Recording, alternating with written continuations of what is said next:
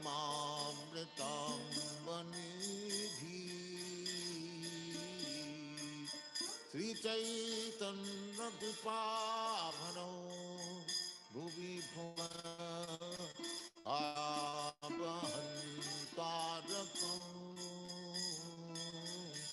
वन्दे रूप सनातनं रघुयुगं श्रीजीव गोपालकं श्री गौरांग गुणानुवर्णन विधौ सद्यासमिद्धार्मितं पापत्रापनिकृन्तनं तनमितां गोविन्द गानामृतैः श्री गौरांग गुणानुवर्णन विधौ सद्यासमिद्धार्मितं पापत्रापनिकृन्तनं तनमितां गोविन्दगानामृतं आनन्दानुदिवर्धनं कनिपुनं कैवल्यनिस्वार्थं वन्दे रूपसनातनं रघुयुगं श्रीजीव गोपालकं कृष्ण कीर्तन गाननतन परं प्रेमामृतं वनिधि तत्त्वातो नमसे समन्नलपति शनि सदा तुच्छम भूत्वा दीनगणेशकरु करुणया कोऽपि न कण्ठासितौ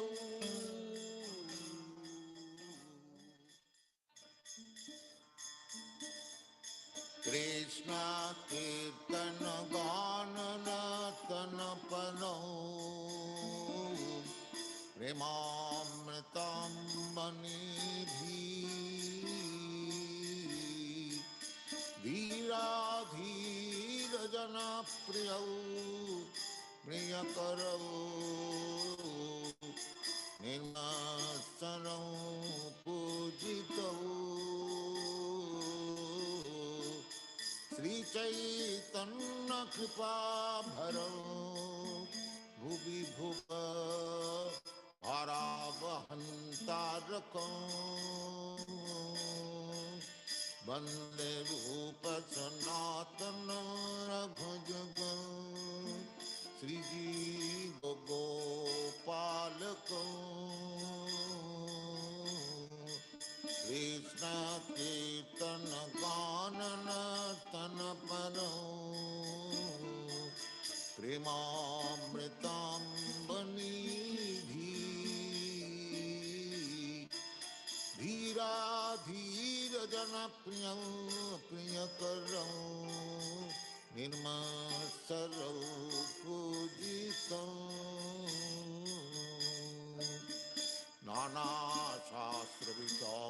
नानाशास्त्रविचारणैकनिपुनं सद्धर्मसंस्थापकं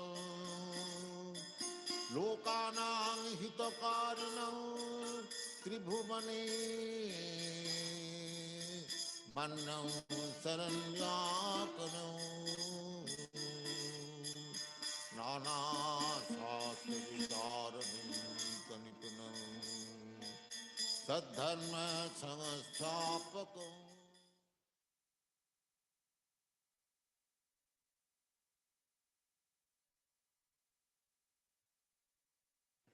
Om Jnana-timirandasya Jnananjana-salakaya Chakshurunmilitam yena Tasmai Shri Gurave Namaha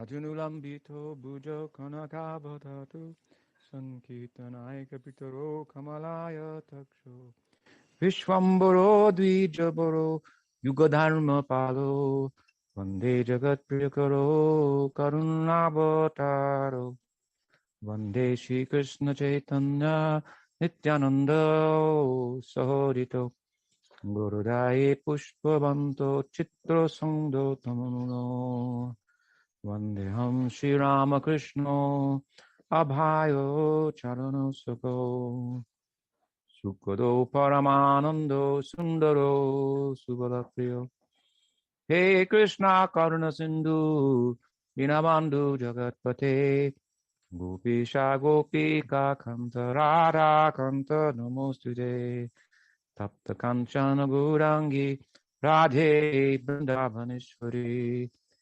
Shubhanu Sute Devi Pranamami Hari Priye.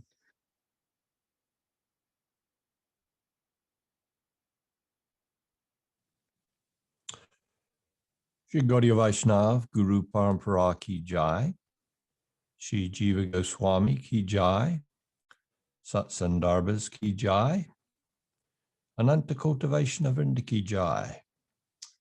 Glorious devotees, thank you for attending another presentation on Śrīla Jīva Gosvāmī's Śaṭ Sandarbhas.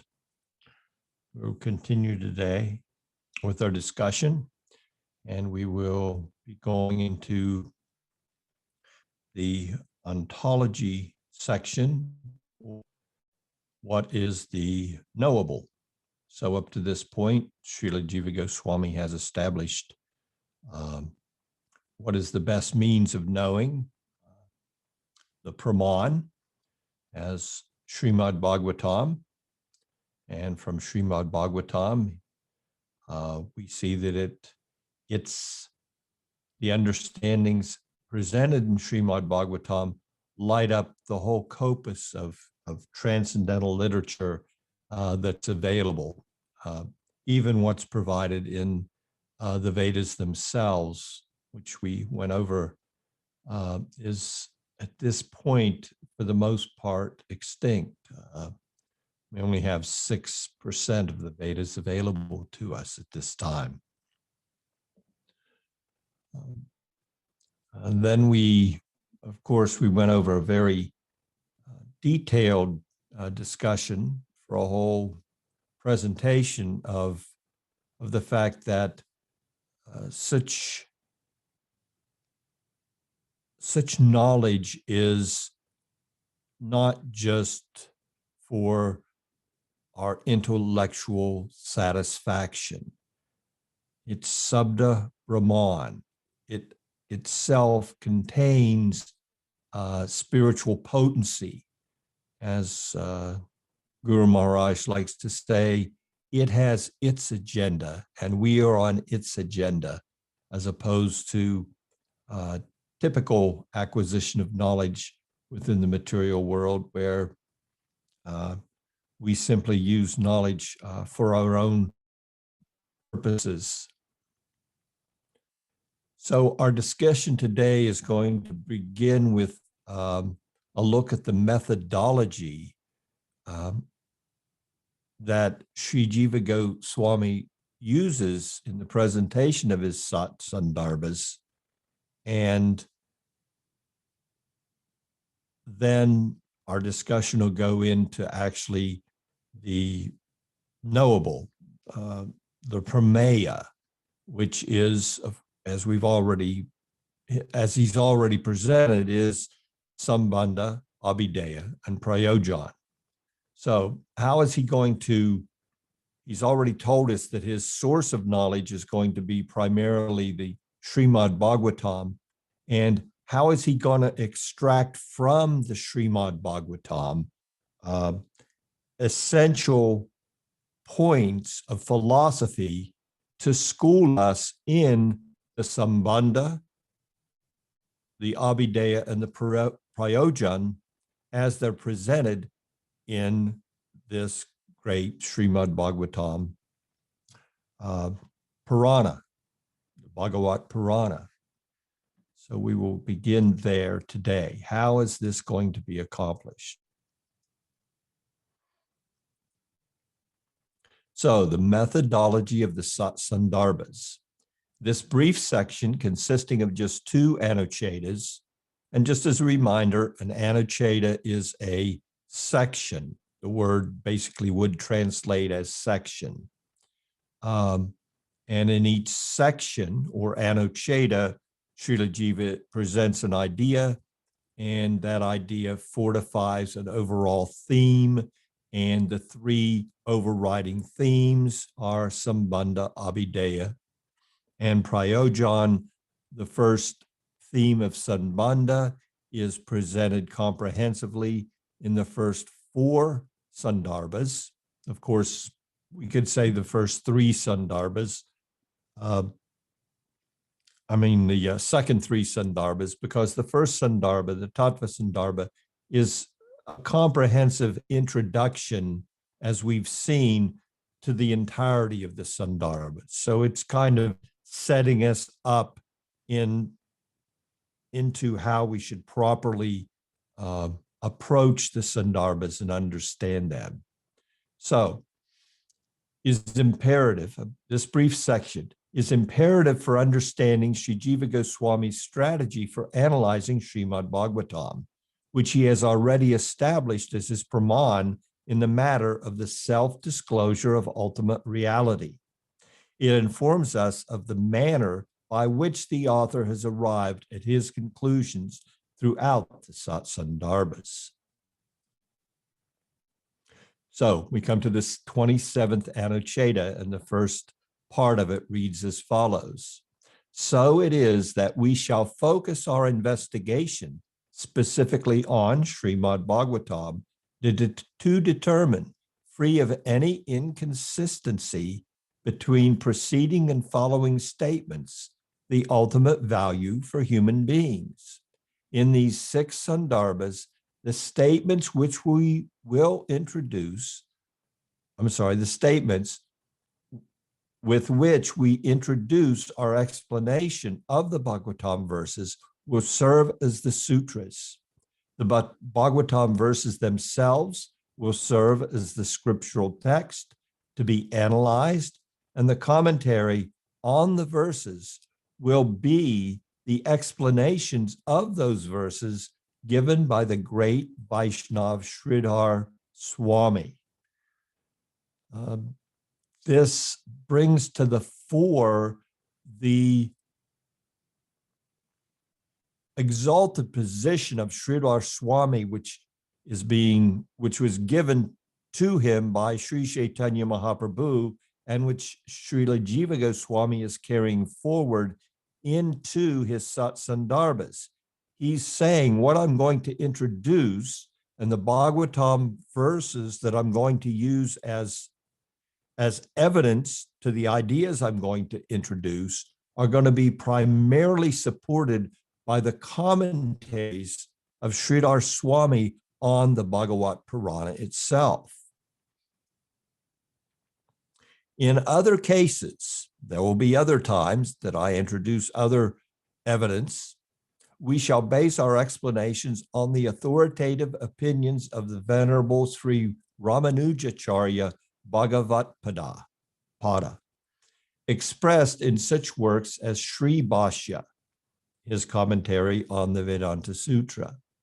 We shall also proffer alternative explanations from those mentioned above as per the intrinsic intent of the original book, the Bhagavat Purana. We will also derive verification from the text itself, the Bhagavatam. We will present one idea, and we will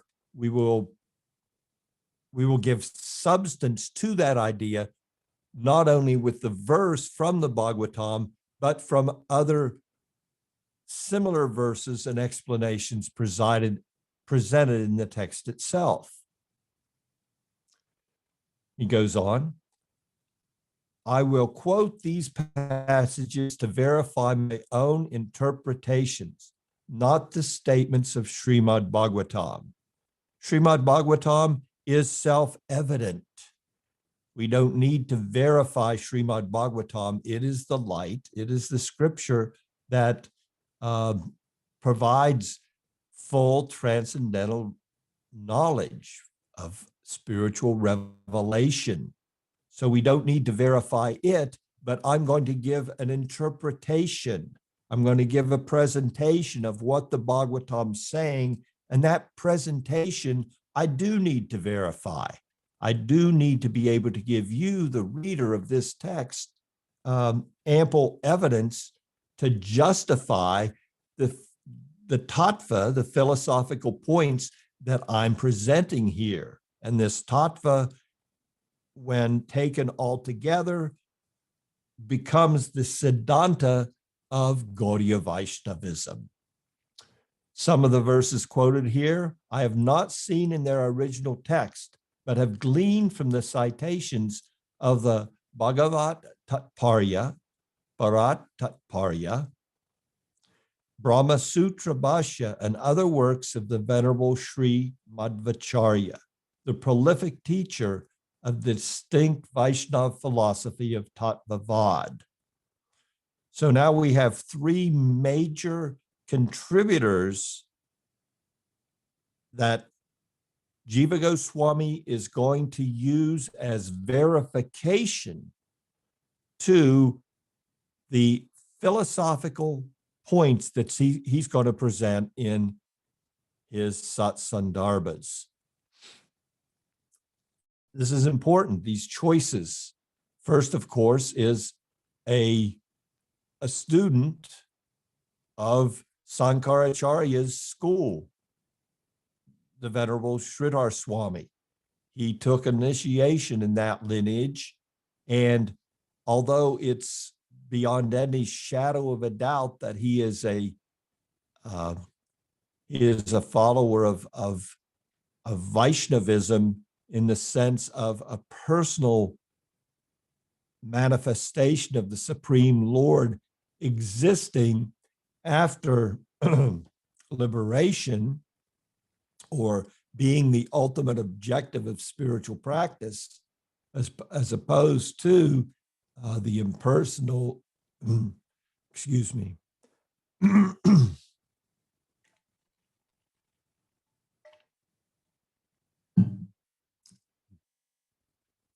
Advaitin presentation of Brahmavad, which is also, when we come into Sankaracharya, comes even further from Brahmavad into what we will discuss a little later, which is called, or can be referred to as, radical non-dualism. It doesn't even fall into the spectrum of the umbrella of what is in the Vedas as a whole.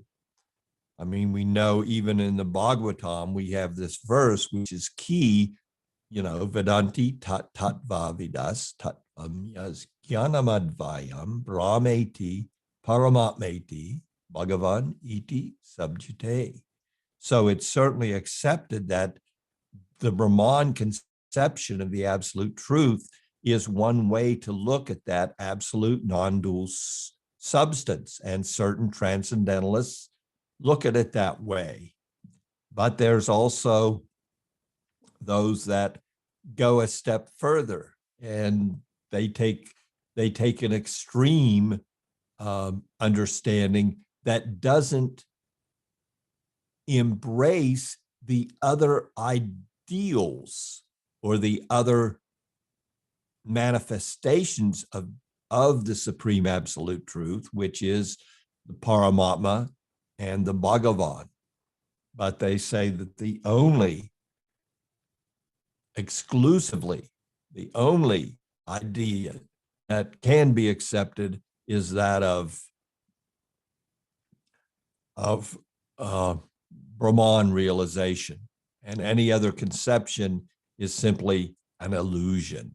And that is referred to commonly as Mayavad philosophy. So we have two. We have Brahmavad and we have Mayavad.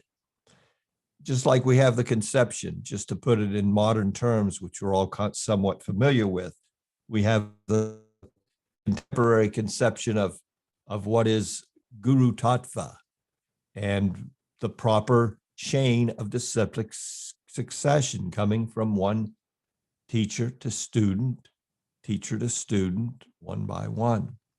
But then we have the radical Guru Tattva of the Ritvik interpretation that's recently come into play. So similarly, and we could see how much havoc that's created, this misconception regarding Guru Tattva. So similarly, Lord Shiva as Sankaracharya came in and he gave his interpretation to the Veda, which was not an acceptable interpretation. It moved things in a particular direction, but that's for a much different discussion that than we're having today.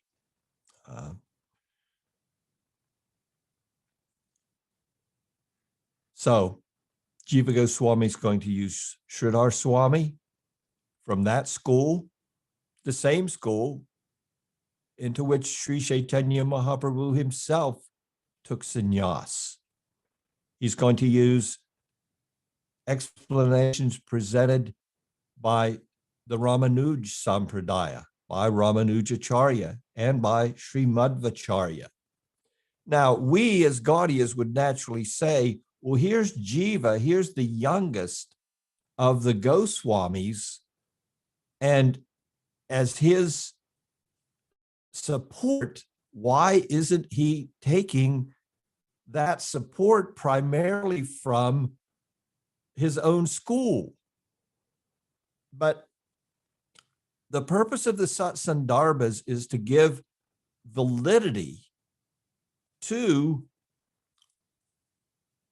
Gaudiya Vaishnavism as presented by Sri Chaitanya Mahaprabhu. And you can't give that validity by using the teachers of your own school if you want it to really stand up. And Jiva Goswami wants to stand up Gaudiya Vaishnavism in the schools of Vaishnav thought and discipline coming forth from the Veda. So this personalized aspect of the Supreme,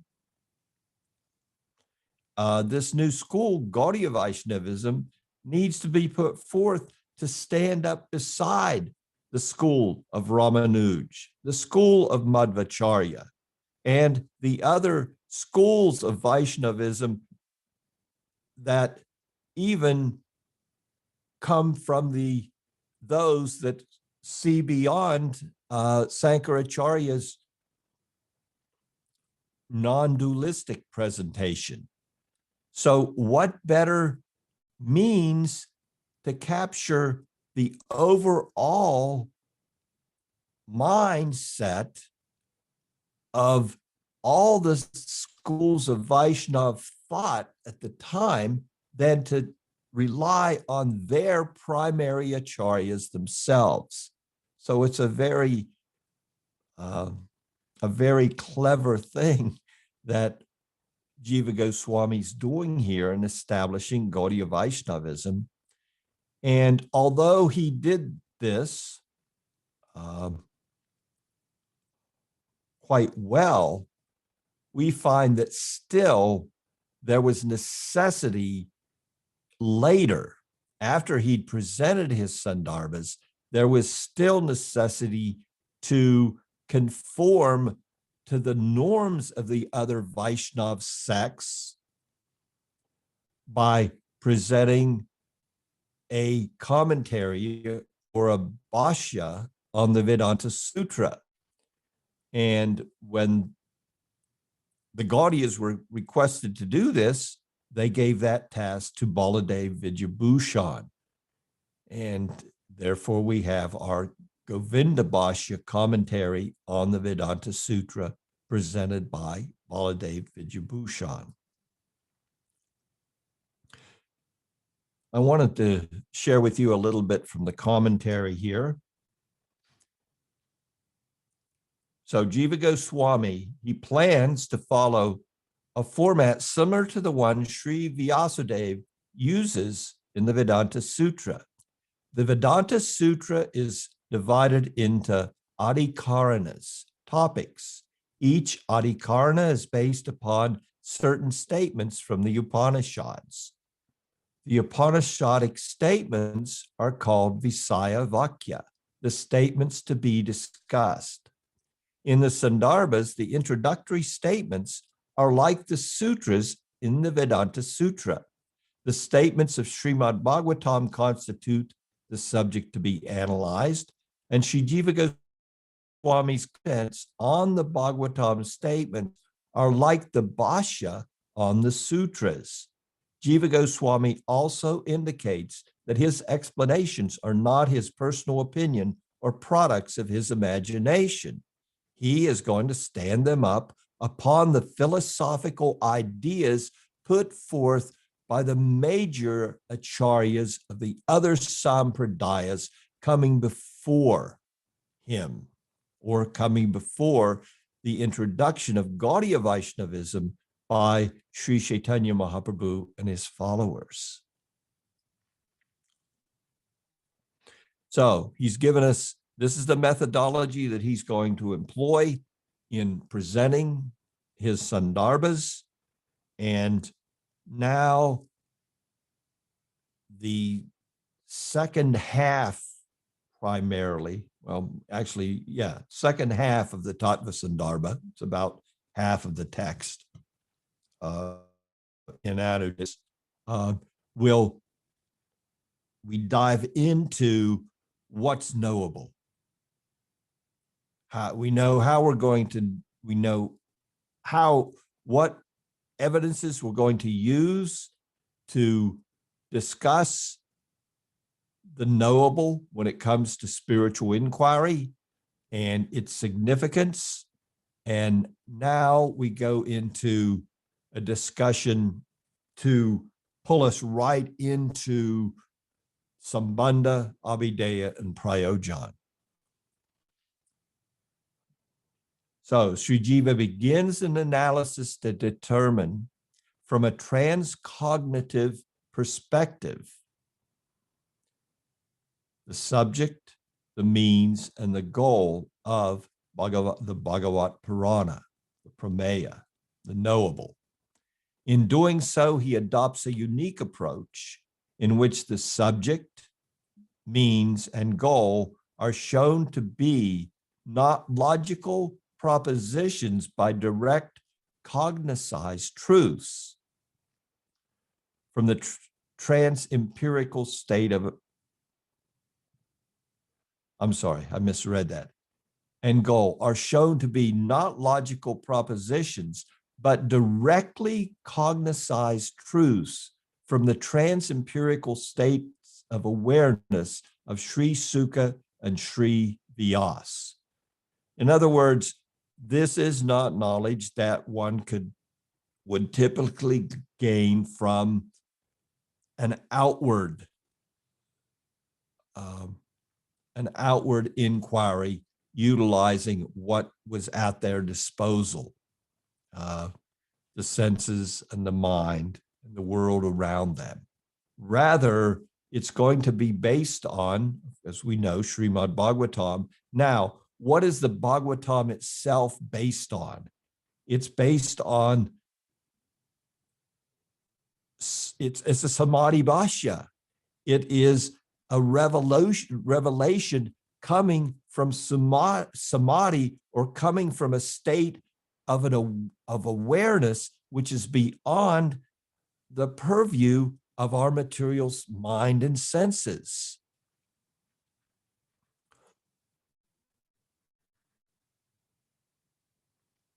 A little bit more explanation to Anuchetas one by one as we go forward. Jiva Goswami's exposition until now has been to establish Srimad Bhagavatam as his praman, understood in the sense of sabda, revelation. With this step completed, the determination of Sambandha, Abhideya, and Prayojan would appear to be straightforward. It must be noted, however, that if sabda is interpreted in its weaker sense as denoting nothing more than scriptural authority, it would be sufficient to cite any passage from Srimad Bhagavatam and logically identifies the principles to be investigated.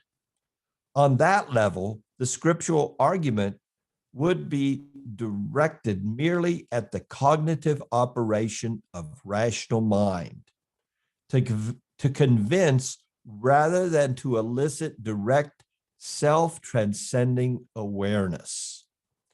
Such a view is relative to the state of practice promoted primarily by scriptural injunction, Vaidhi Bhakti. So if we want to take this approach, to Sambandha, Abhideya, and Prayojan, which is based on simply an investigation wherein we accept simply logical scriptural references and the scripture and the logic of scripture, and base our Abhideya, our practice, simply on that logic, if that's the approach we want to take, that is the approach of Vaidhi Bhakti. There is much more to be said about the approach of Raganuga Bhakti, the approach of revelation. That goes to the heart of what really the Srimad Bhagavatam has to offer. And now, in a series of Anuchetas, Jiva Goswami is going to establish from the Bhagavatam itself the fact that this book was made after the Vaidhi approach had already been fully presented. Śrīla Vyasadeva had already taken and written down all the Vedas and presented from the Vedas and the Upanishadic portions of the Vedas wherein scriptural, the topmost scriptural truths are presented, a Vedanta Sutra where he took that essence and then he commented on that. Now we have a Vedanta Sutra. And then he gave a fifth Veda, where in the heart he gave Bhagavad Gita and the rest of the Puranas. So we have all that was presented, and we have all the logic and the scriptural, we have all the scriptural logic we need. We have all the scriptural statements we need to attest to a dharmic life that ends in our freedom from material existence. And Śrīla Vyasadeva sits in lamentation. I am not satisfied. What did I miss? I've done all this for the benefit of human society, and I just don't feel complete. All this work, all this writing, all this has been put forward for the people, the poor people of Kali Yuga that have a poor intelligence. And even I gave them the Mahabharata, give them another approach. Maybe there's a way that we can pull them in, because they're not allowed to, even according to social convention, to study the Vedas. So for them, and because of the fallen nature of people in Kali Yuga, we've given this Mahabharata and the other Puranas to expand upon the meaning, to complete the meaning. Purana means to complete the meaning presented in the Veda so that it's easily approached. But I sit in lamentation. I am not content. And from that state of discontent, that necessity for a deeper, more fulfilling understanding is born the second presentation of the Bhagavatam, based upon his personal revelation. And now Jiva's going to present from the pages of the Bhagavatam itself an entranceway for us to ourselves go beyond this Vaidhi approach, this intellectual cognition based upon rationality, as opposed to revelation. This is extraordinary for us to be able to do this at this point. So this is the key to our Gaudiya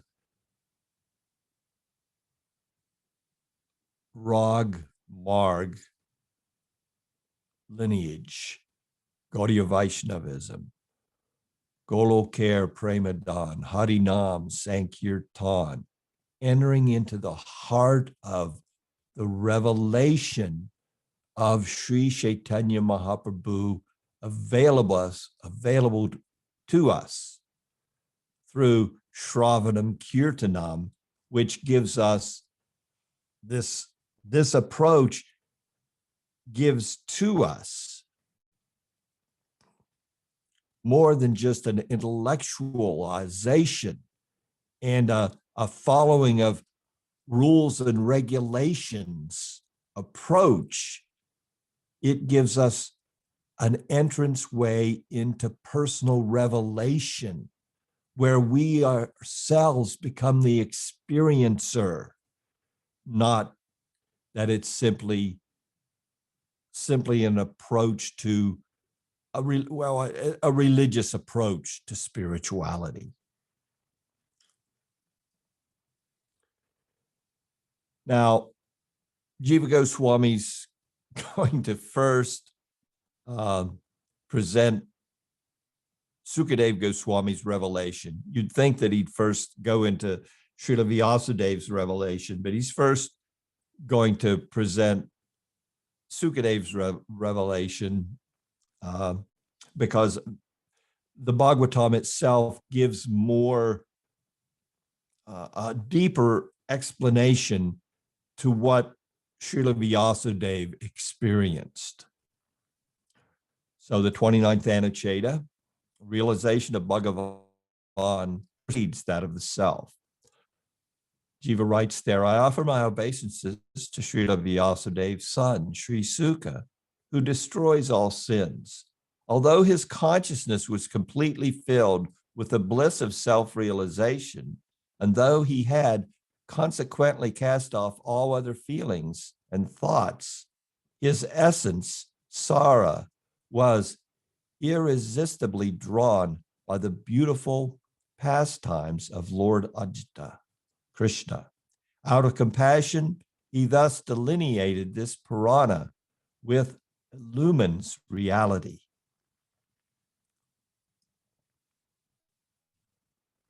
Similarly, the ultimate attainment for conscious beings, Purushartha, which is known as the stage of final completion, Prayojan Tattva, is the ecstasy of love for Krishna, which leads to the sort of spiritual attraction for him that Sri Suka experienced. And thus our means, Abhideya, too, is specifically the devotional turning of awareness and all facilities to him, bhajan, characterized by such practices as hearing his divine pastimes. Such engagement effectuates the self-manifestation of love for him as it did in the case of Sri Suka. So here, Jiva is gradually introducing us to this idea that this Bhagavat Purana has an agenda which is beyond, and that agenda is based on revelation. And that revelation is what was experienced first by the author himself, Śrīla Vyasadeva, and then by the speaker who, upon the desire, the intent of Vyasadeva, also, even though he was completely self-realized, He was an Atmarama, free of any worldly attachments. Still, this Bhagavatam drew even him. He'd already gone beyond everything that was offerable by material enjoyment and realized that true self-satisfaction and pleasure lies within. And he'd attained that. He was happy there. So happy that when he came out of the womb, he just walked off naked in the world, without a care, without an aspiration in worldly affairs. But still, there was a desire on the part of Śrīla Vyasadeva to enlighten him, and divine arrangements by providence were made through Vyasadeva that his consciousness, even though completely saturated in self-satisfaction, in the bliss of self-satisfaction, was drawn to these narrations of the personality of the Supreme. So now we go on to, we had a couple annotators to just introduce us to this. Drew even Sukadeva Goswami, the speaker. And how did this come about to begin with? Because it drew Śrīla Vyasadeva, who went into trance upon the directive of his guru. Because this division deals with the samādhi of Vyāsa, it implicitly denotes the transcendental mode of knowing. In fact, samādhi, as outlined in the classic yoga system of Patanjali, is the precise term given to designate the supercognitive state. Thus, samādhi implies not only an additional faculty of knowing, distinct from perception and inference, but a dimension of knowing that is direct and hence undoubtable.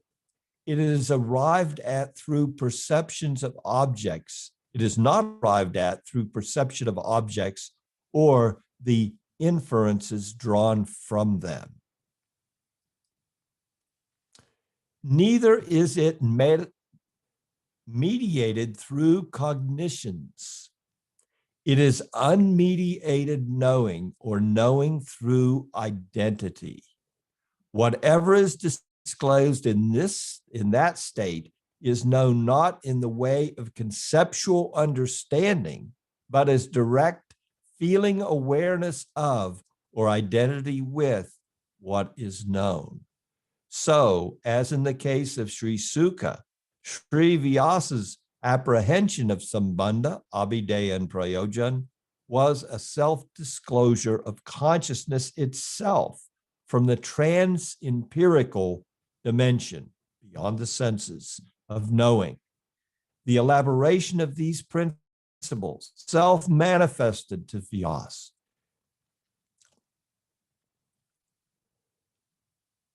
The elaboration of these principles, self-manifested to Vyāsa, is the subject of extended analysis in the following division.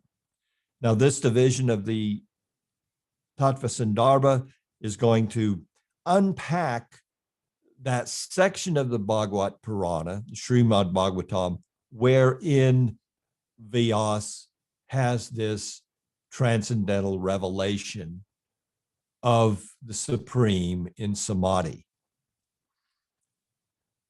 Just so that we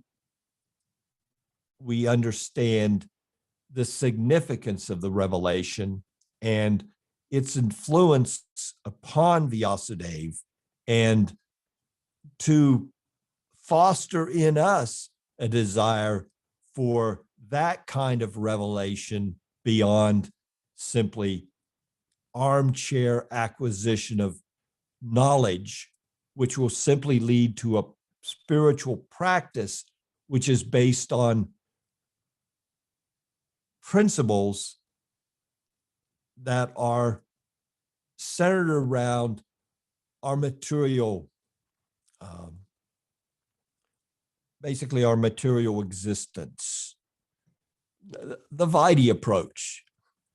So there's the Vaidhi approach, and there's the approach of the Raganuga Bhakti. He wants to taste spiritual revelation. That's what we as Gaudiyas aspire to. In the beginning, our approach begins at Vaidhi, but it ends in Raganuga. And that beginning in Vaidhi gives us a firm groundwork where a little knowledge and a little detachment firmly set us in our spiritual practice. So Sri Jiva continues in his Sandarbhas, Anuchena 30, prior to the writing of Srimad Bhagavatam, the ultimate truth that it intends to elucidate was directly experienced by Vyasadeva in this state of samādhi, as expressed in the following verses. And now he quotes directly in his Anucheta primary verses from the Bhagavat Purana explaining the samādhi of Śrīla Vyasadeva. And of course, the writing that's being spoken of here in this Anucheta is the second presentation of the Srimad Bhagavatam.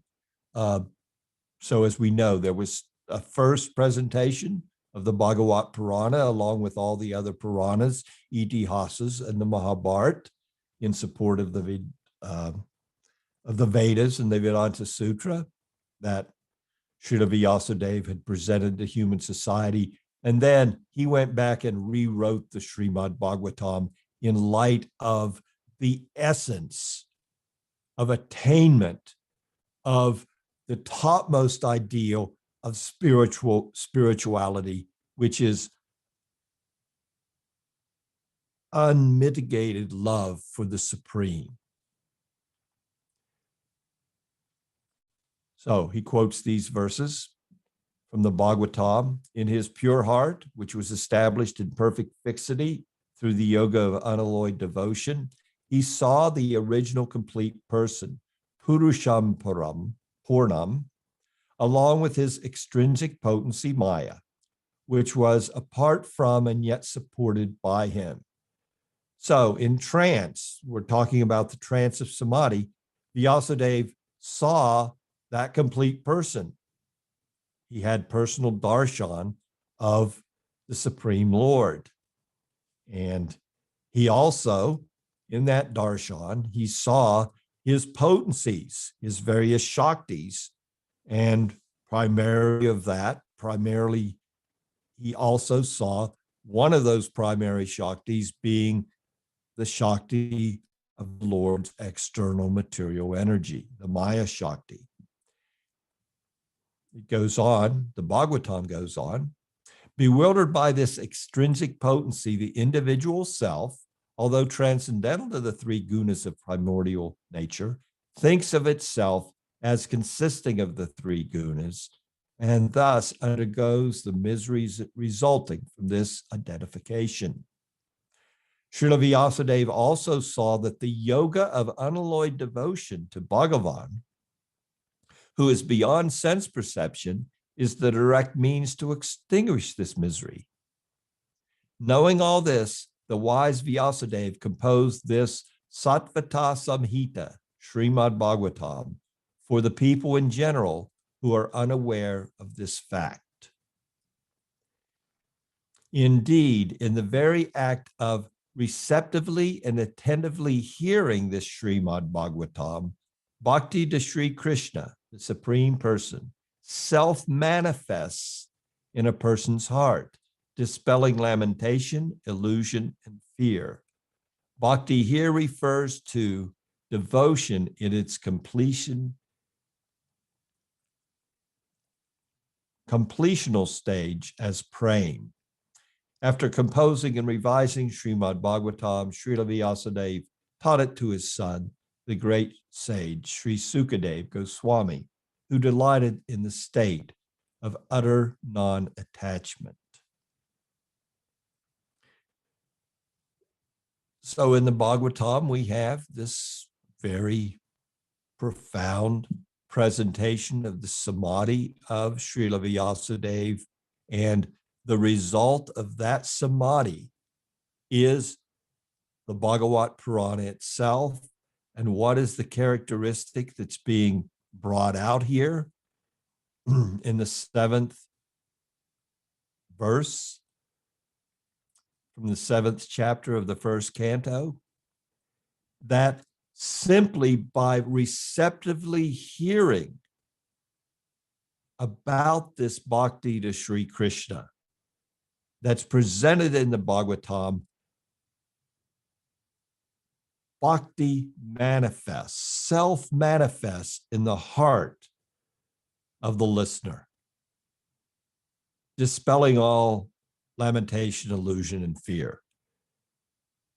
Subdra-Brahman, the Subdra-Brahman that is the Srimad Bhagavatam itself melts away the material existence of the conditioned Bada Jiva.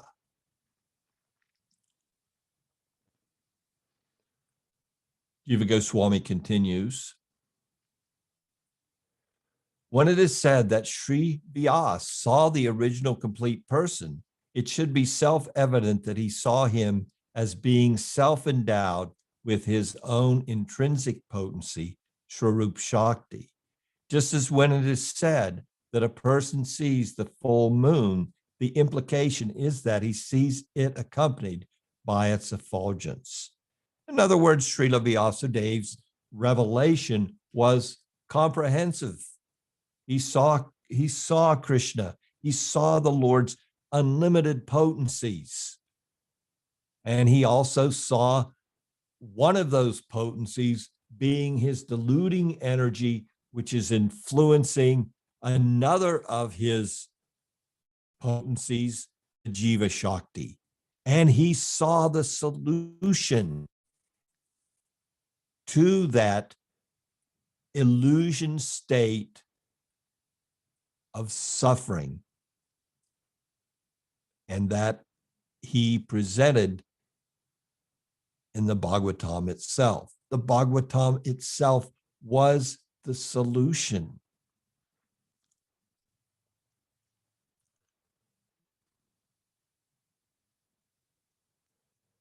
He goes on in that 31st Anucheta. And please know that what I'm presenting here is just small snippets that I've taken from the whole text.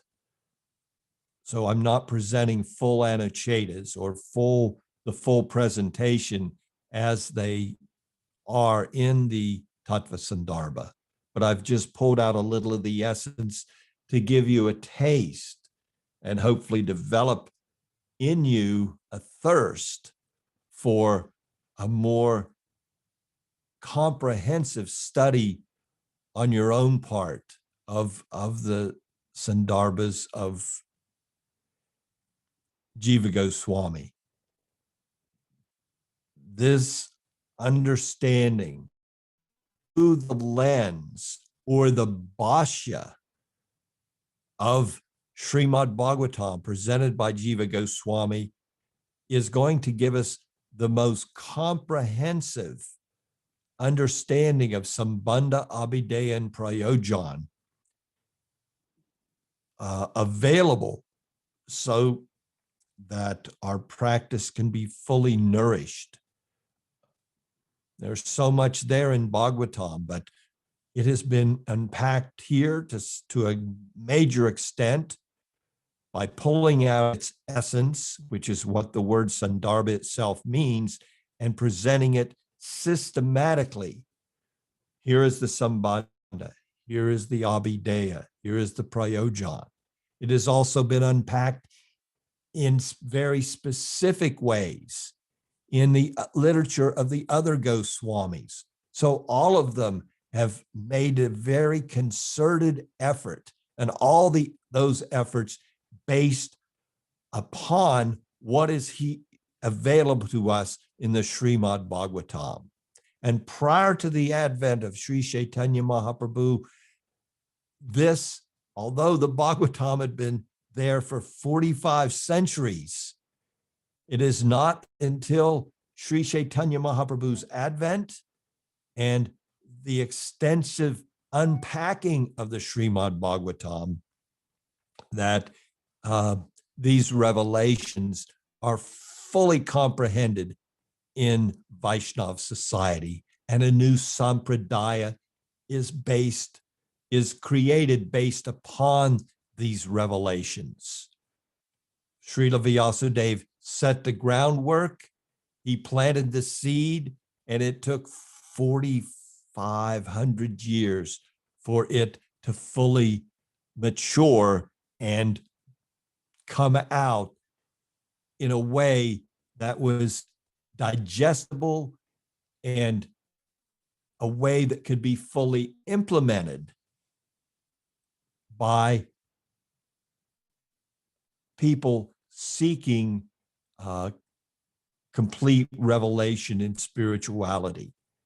And as we know, it set the religious world on its head. It just turned everything inside out and upside down. Used to, prior to this, the Purushartha was not prema or unmitigated love for the Supreme Lord, but it was rather freedom from the miseries of material existence and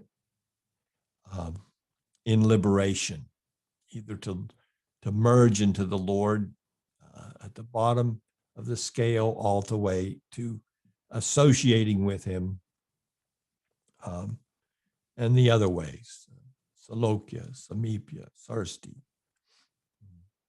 Swarupya, having a similar form. So we'll go on here.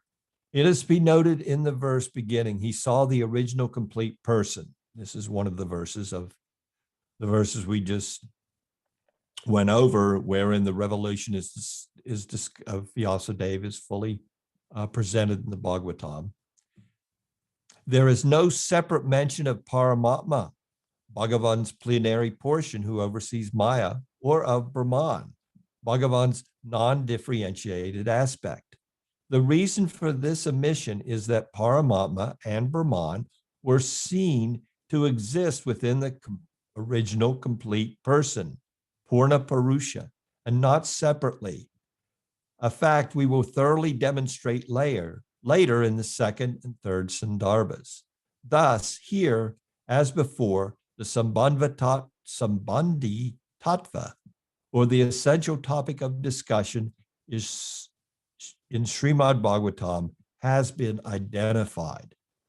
Again, remember, this was all attained in samadhi, and in samadhi, it's not like this was revelation, self-identification through a self-identification, not that in the revelation, an experience that Śrīla Vyasadeva had in his samadhi, not that knowledge just poured into him.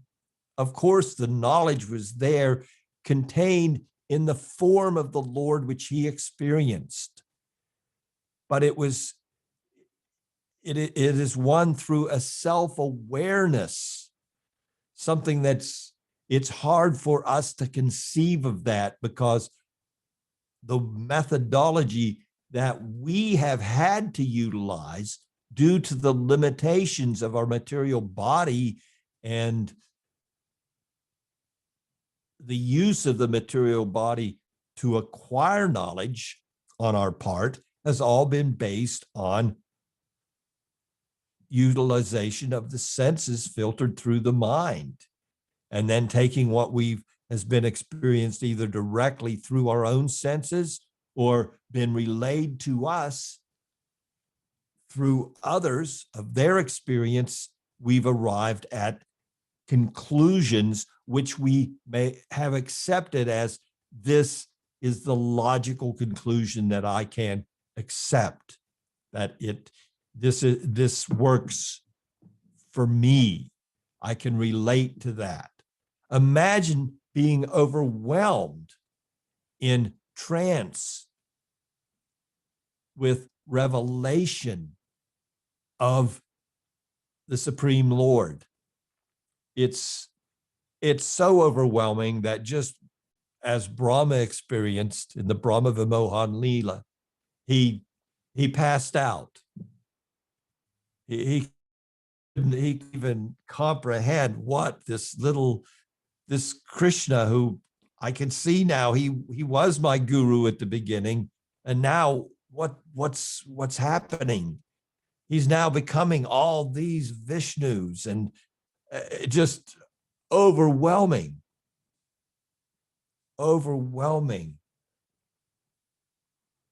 revelation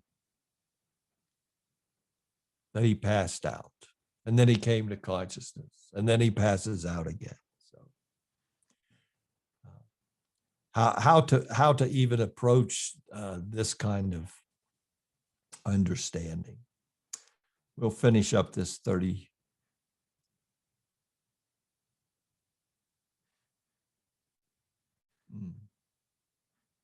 Excuse me, I'm sorry.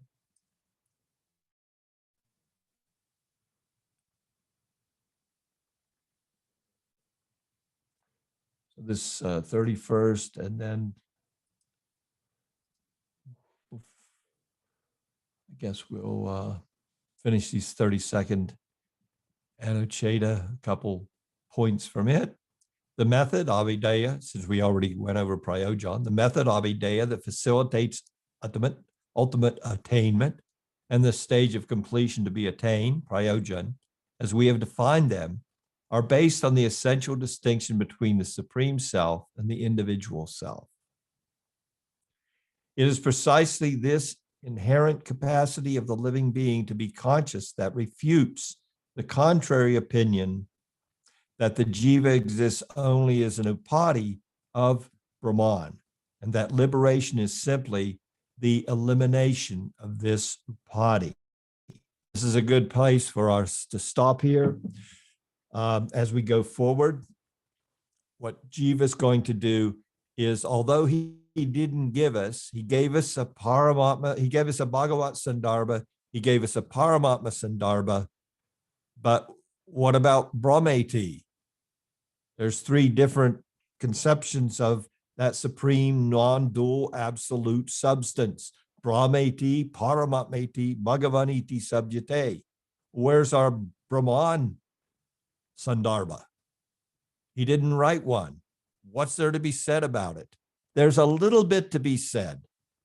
And now, when we continue in our next discussion, we'll go over in the Tattva Sandarbha Anuchetas, where he presents preliminary information on how not to understand Brahman. And in that, we can see the proper conception by him presenting what is not proper. So with that, I will conclude this presentation today.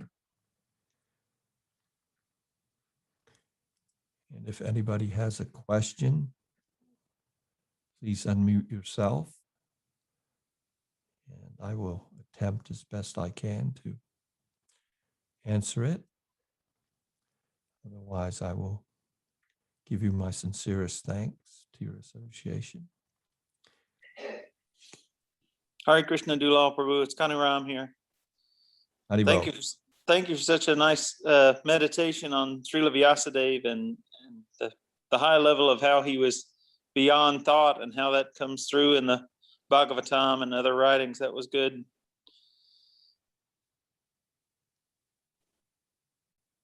Is there a question?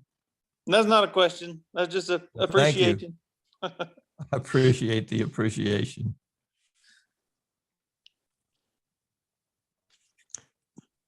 All right. Thank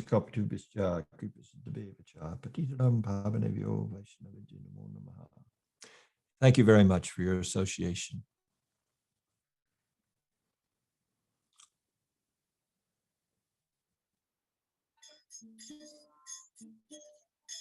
Krishna Kirtana Ganana Tana Padam